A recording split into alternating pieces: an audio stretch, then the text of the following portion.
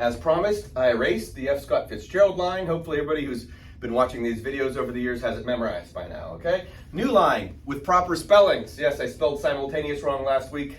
I've got it spelled right this time. Recognition and liberation are simultaneous.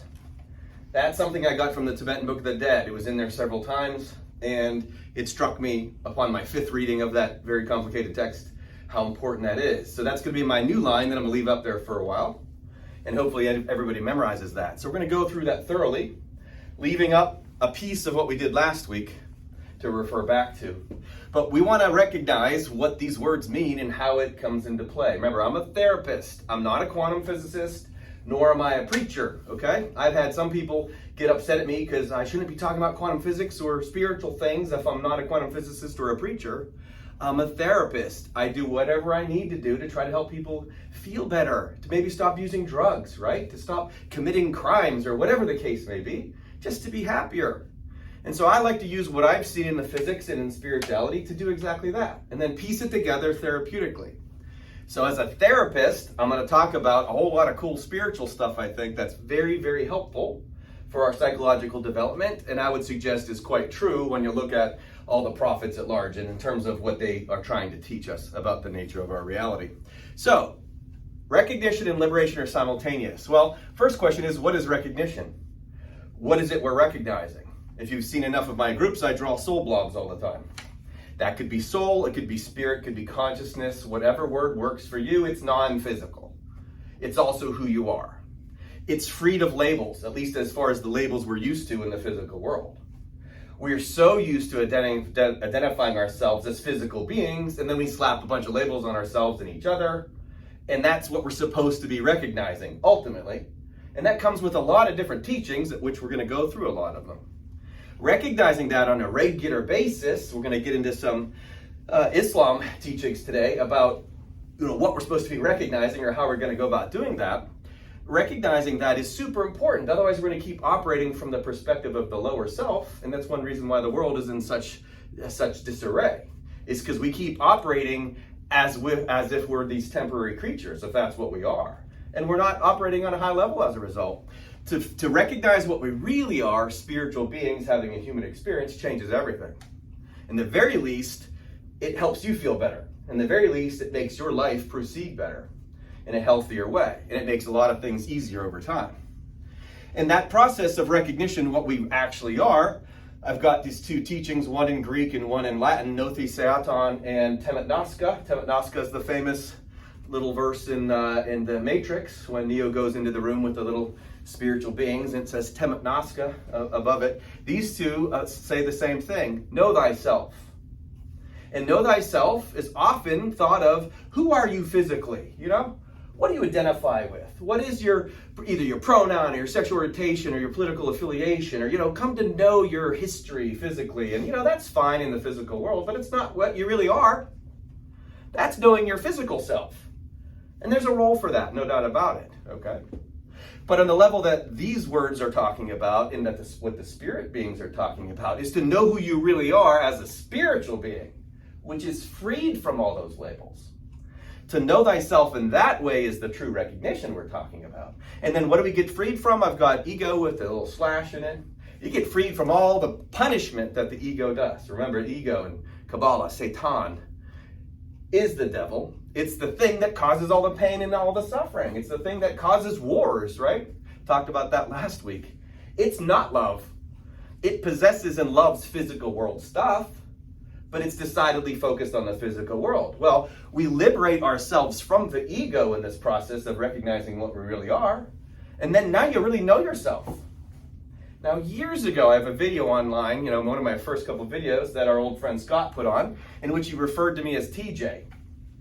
And I said way back then, at some point I'd talk to you about what that means. I'm going to do that today, and I'm going to weave that in as why it can be an important, what I like to call life hack or therapeutic hack, right? Something to be able to stay focused on and what TJ is, and knowing what that means for me. And so we'll do that in a little bit. But to know yourself is to know that you're a spiritual being, not a physical one, and to know that the ego then subsides or decreases or it's tamed, and we have way less pain as a result. And in almost every philosophy, this is a requirement to get out of this place. Don't do this, you don't move on. right? If you do this, I like to call it graduation. And it's liberation. We are now freed from this place. Not that this place is bad, it's just something we're supposed to be learning. And as Rumi says, that's the one thing we're supposed to be learning.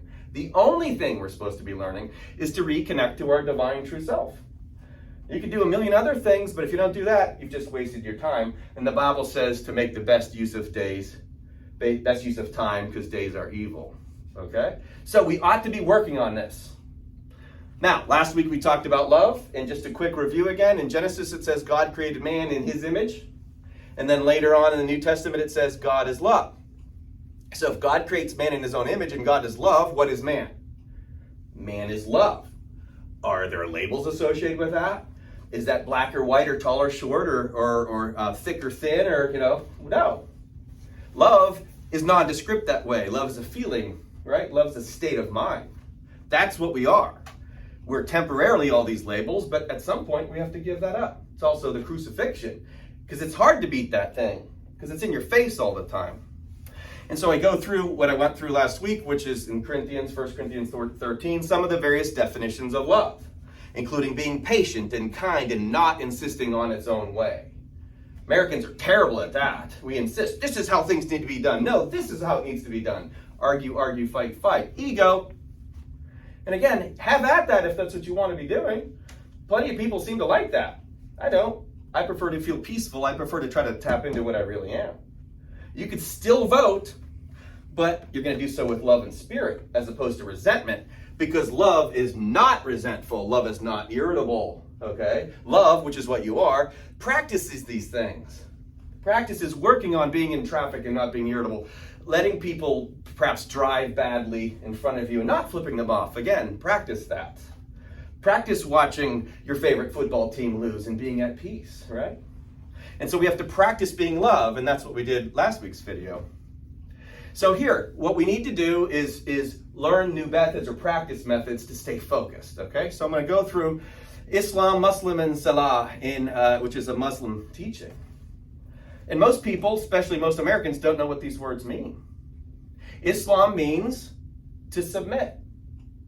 To submit to what? God's will, okay? Which is this thing ultimately, the spiritual self. We have to submit to God in this case, which means we have to shut up the ego.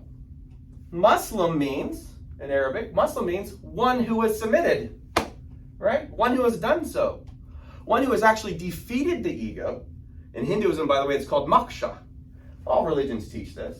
We just misunderstand them because we make it physical. But on the spiritual level, Islam, to submit, Muslim is one who has done so. Okay? And so to be a Muslim is one who has submitted to the will of God, which is discovered or experienced in the higher self. And you know that because of the way it feels. And you also have this awareness of, oh, this is true. And you don't need to go convince anyone of that. Again, you could go through every single philosophy, every single spiritual teaching, and they all say things like Muhammad says, no compulsion in religion, truth stands out clear from error.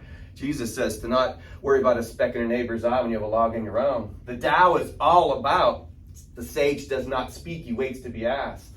It's patience, right? You don't need to force your religion on anyone else. Everyone is going through this process. But if you stay focused, it'll speed up your process. And no amount of forcing it on anyone else is effective at all. All it probably does is create arguments. You're supposed to stay focused yourself. And that's how we get to recognition and liberation being simultaneous. And so what is Salah? That is one of the pillars of Islam. And that's when they bow to Mecca 5 times a day. And I find that so impressive. Because 5 times a day they stop and they bow down and they recognize Allah, right? And they say a prayer. You ever stop to do something 5 times a day other than eat? Okay, I'll talk about myself there, okay? We're not that disciplined. We could be more disciplined. And what a great thing to do to remind yourself of who and what you are and what you're here for, right? To actually stop and pick something, anything, and we're going to get to that at the end, that you could do 5 times a day. Stop and take a moment and remember who and what you really are. Remember, even say recognition and liberation are simultaneous. Say that 5 times a day. Or with this story coming up, there's other ways to do it. This is very, in my mind, reminds me of Buddha's Eightfold Path. It's actually steps 6 and 7, which is right effort and right focus.